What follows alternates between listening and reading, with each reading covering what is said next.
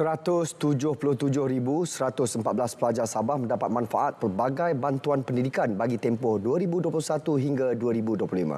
Ia diwujud sebagai usaha membangunkan potensi modal insan selaras Hala 7 Sabah Maju Jaya SMJ.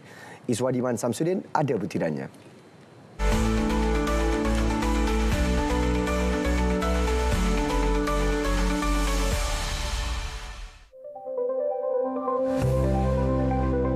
Bapa saya dia ada kesukaran lah untuk mau bayar yuran pengajian, bukan yuran aja untuk belanja di sini begitu. Bantuan BKNS,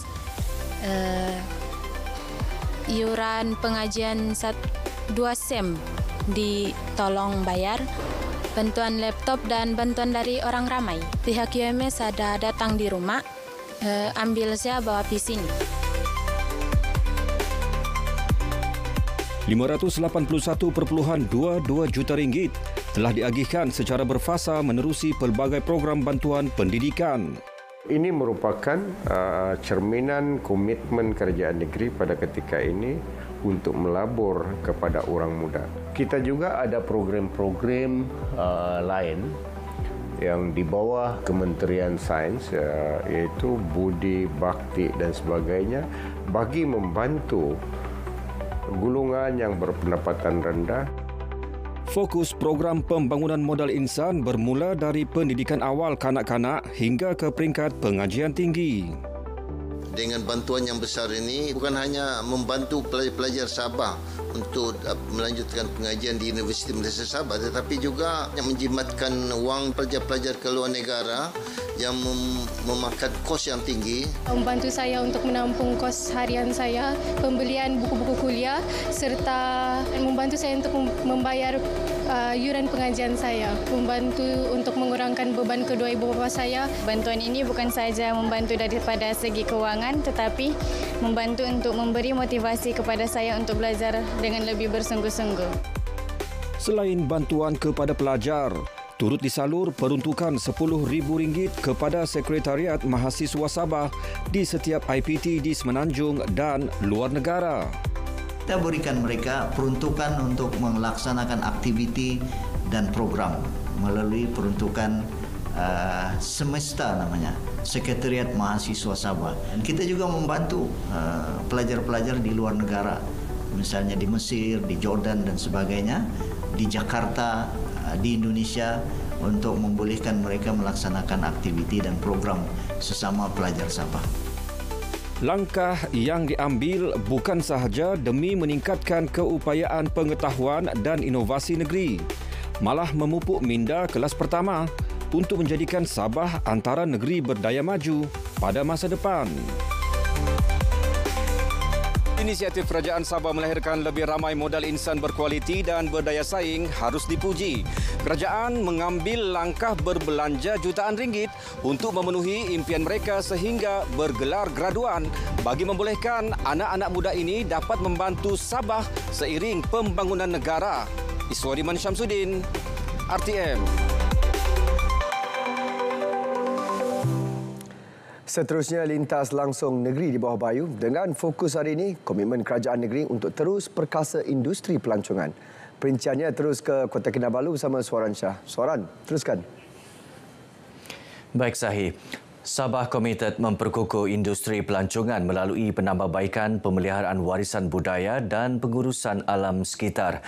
Ke arah itu, RM102.87 juta diperuntukkan kepada Kementerian Pelancongan, Kebudayaan dan Alam Sekitar KEPKAS untuk pelaksanaan pelbagai program dan projek pembangunan tahun ini.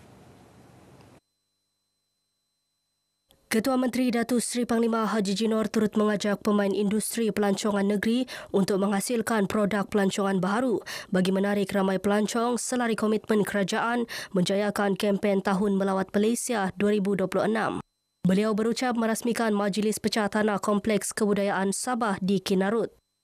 Pembinaan kompleks cetusan idea Menteri Pelancongan, Kebudayaan dan Alam Sekitar Datuk Seri Panglima Christina Liu ini bagi memelihara, mempromosi, memelihara dan meraihkan kepelbagaian budaya serta kearifan tempatan. We have 35 and 200 ethnic groups, sub-ethnic groups. This is one house that can over as a big roof over their heads. So we will have about 35 lots, half an acre lot, and the developer will build according to the design of that particular unit group for the people. Kompleks yang akan dibina di tapak seluas 49.78 hektar ini mampu menampung sehingga 3,000 pengunjung dan lebih 1,000 tempat letak kereta. Kerajaan negeri telah memperuntukkan 70 juta ringgit untuk sekolah Cina, sekolah mubalik serta rumah ibadat bukan Islam tahun ini. Jumlah tertinggi itu membuktikan komitmen kerajaan negeri dalam memenuhi keperluan setiap kumpulan masyarakat. Ketua Menteri Datuk Seri Panglima Haji Jinor berkata kerajaan negeri menyokong program rakyat tanpa sebarang prejudis. Demikian ucapan beliau dalam pelancaran Karnival Tahun Baharu Cina di Kota Kinabalu. Teks ucapannya disampaikan Menteri Pelancongan, Kebudayaan dan Alam Sekitar, Datuk Seri Panglima Christina Liu. Dalam pada itu, Datuk Haji Ji mengingatkan rakyat negeri ini tidak mudah terpengaruh dengan elemen negatif yang boleh menggugat perpaduan. Beliau juga merakamkan terima kasih kepada komuniti Cina atas sokongan pada mereka terhadap kerajaan negeri memastikan agenda pembangunan Hala Tuju Sabah Maju Jaya berjalan lancar. Persetujuan bersama yang dicapai antara Kementerian Pendidikan KPM dengan Jabatan Pendidikan Negeri Sabah JPNS di bawah Perjanjian Malaysia 1963 MA63 mampu memberi impak positif kepada pendidikan di negeri ini. Persetujuan itu bukan hanya akan memberi manfaat dalam konteks pentadbiran, malah memberi peluang kepada JPNS yang lebih mahir menerajui isu-isu pendidikan pada peringkat tempatan. Memasukkan citra Sabah sebagai antara perubahan penting dalam mengukuhkan soal bagaimana interaksi dan madaninya pendidikan ini, juga soal infrastruktur dan juga bagaimana peruntukan untuk bencana alam boleh kita sifatkan sebagai antara perkara penting yang telah pun kita capai dalam persetujuan kita dalam MA63. Beliau ditemui pemberita selepas Majlis Perhimpunan Kepimpinan Pendidikan Negeri di Sekolah Menengah Kian Kok.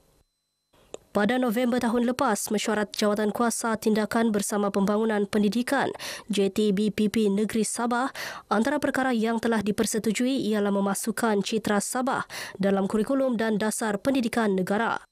KPM juga bersetuju dengan tuntutan berkaitan fleksibiliti dan autonomi dalam penggunaan peruntukan bencana berdasarkan keperluan sebenar atau kesegeraan yang diberikan kepada JPNS. Selain itu, pengambilan guru baharu yang dipecahkan mengikut 3 wilayah iaitu Semenanjung, Sabah dan Sarawak, perancangan projek, perkongsian maklumat mengenai perpindahan pegawai kanan JPN ke ibu pejabat KPM dan perkongsian data pendidikan. Kementerian Pertanian, Perikanan dan Industri Makanan (MAFI) akan memfokuskan kepada peningkatan keterjaminan makanan serta kadar sara diri SSR tahun ini.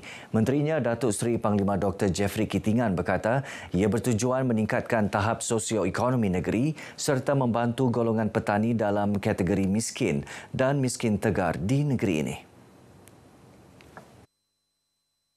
Beliau menyatakan demikian dalam Majlis Amanat dan Sambutan Tahun Baharu Cina MAFI 2025 di Kota Kinabalu. Katanya MAFI juga akan mewujudkan unit pelancongan agro yang akan mengenal pasti serta mengetengahkan hasil pertanian yang berpotensi untuk dijadikan sebagai produk pelancongan. Antaranya Taman Pertanian Sabah di Tenem, Institut Pertanian Sabah di Kota Belud, Pusat Latihan Aquakultur Kon Layan di Tuaran dan kawasan yang terlibat dalam sistem Tagal. Turut diwujudkan pusat data sektor pertanian bagi tujuan rujukan dalam perancangan pembangunan industri pertanian negeri. Jabatan Air Negeri Sabah JANS perlu bertindak segera membuka dan membina loji rawatan air di Tawau. Ia sebagai tambahan jumlah bekalan air yang diperlukan untuk masa hadapan.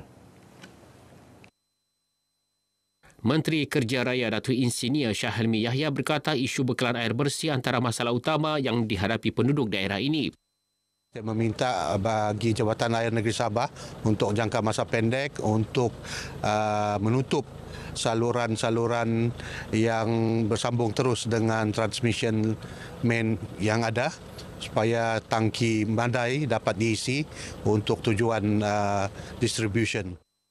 Datuk Shah Helmi menyatakan demikian ketika turun padang melihat lebih dekat kemudahan infrastruktur yang diperlukan penduduk Tawau.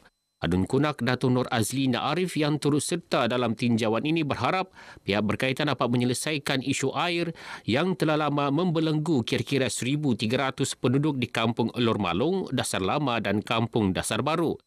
Beliau juga berharap kerajaan dapat menyegerakan projek pembinaan jalan tingkayu sepanjang 40 km yang membabitkan 2 fasa pembinaan.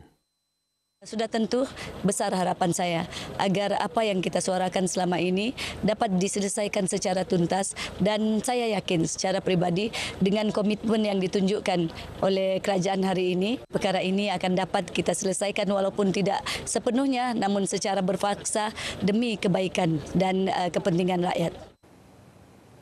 Beberapa program dirancang Pusat Hikmat Dewan Undangan Negeri Dun Tamparuli untuk mengimarahkan bulan Ramadan yang dijangka bermula awal Mac depan. Program yang menjurus menyantuni masyarakat Islam di surau dan masjid itu akan dilaksana di seluruh kawasan Dun tersebut.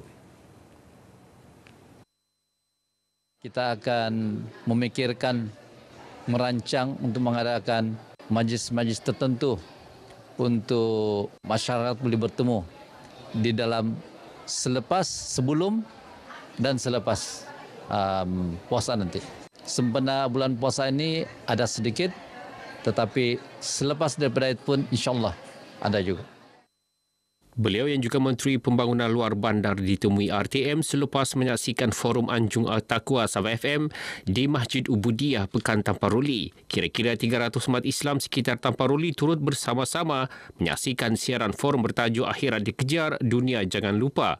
Intipati Forum mengingatkan umat Islam agar melaksanakan setiap kerja sebagai ibadah untuk meraih akhirat. Dalam kita mengejar melaksanakan kerja-kerja di dunia ini, mestilah kita mengingat bahawa semua apa yang kita buat ni adalah untuk akhirat.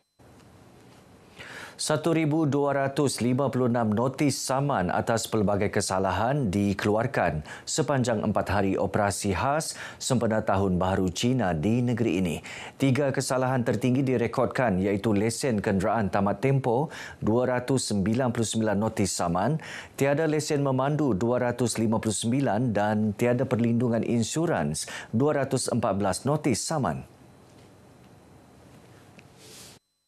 Menurut Pengarah Jabatan Pengangkutan Jalan JPJ Sabah Muhammad Haris Ali, setakat semalam 7,263 kenderaan telah diperiksa dan 635 kenderaan diambil tindakan. Kita berharap sempena perayaan Tahun Baru Cina ini, kita lihat pergerakan dan jumlah kenderaan semakin bertambah. Semua pengguna jalan raya akan patuh dan mematuhi peraturan-peraturan jalan raya dan memastikan kenderaan yang digunakan adalah selamat. Beliau ditemui RTM dalam kempen keselamatan jalan raya dan pemeriksaan bas sempena perayaan Tahun Baharu Cina di Jalan Terminal Inanam, Kota Kinabalu. Operasi khas ini bermula 20 Januari hingga 9 Februari depan melibatkan 286 anggota JPJ memfokuskan 9 kesalahan utama bawah Akta Pengangkutan Jalan 1987, Akta 333. Antaranya, memandu melebihi had laju, tidak mematuhi lampu isyarat dan memotong di garisan berkembar.